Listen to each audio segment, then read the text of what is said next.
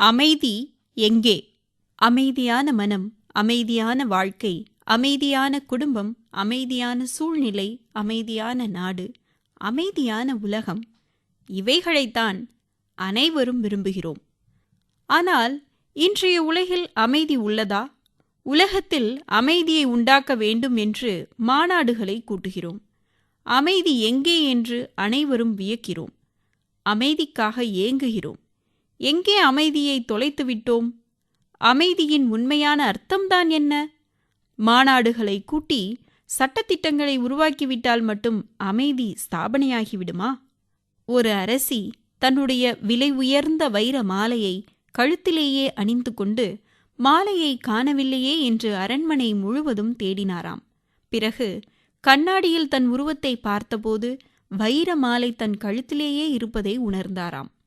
இவ்வாறுதான் நாமும் அமைதியை நமக்குள்ளேயே வைத்துக்கொண்டு அமைதி எங்கே என்று வெளியில் தேடிக்கொண்டிருக்கிறோம். நாம் அனைவரும் உடல்களில் வாழும் ஆத்மாக்கள். அமைதி என்பது ஆத்மாக்களின் உண்மையான குணமாகும். இரவில் நாம் அமைதியாக தூங்குகிறோம். ஆனால் பொழுது விடிந்ததும் அந்த அமைதி இருப்பதில்லை.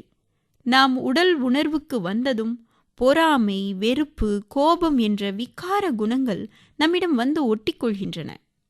நல்ல எண்ணங்கள் மனதில் அமைதியை உண்டாக்குகின்றன. தீய எண்ணங்களோ அமைதியை குலைக்கின்றன. நாம் நமது எண்ணங்களின் மீது அதிக கவனம் செலுத்த வேண்டியுள்ளது. எதை பற்றி சிந்திக்கின்றோம், யாரை பற்றி எண்ணுகிறோம் என்பதை சுய பரிசோதனை செய்ய வேண்டும். மனிதர்களை பற்றியே சிந்தித்துக் கொண்டிருந்தோமானால் நாம் பெரும்பாலும் சோகத்தை தான் அனுபவிப்போம். அமைதி கடலான இறைவனை பற்றி எண்ணும்போது மனதில் அமைதி பிறக்கிறது.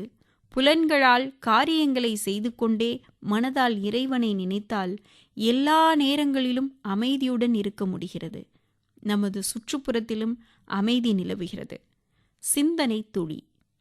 அமைதியான மனமே ஆண்டவன் வாழும் ஆலயம்.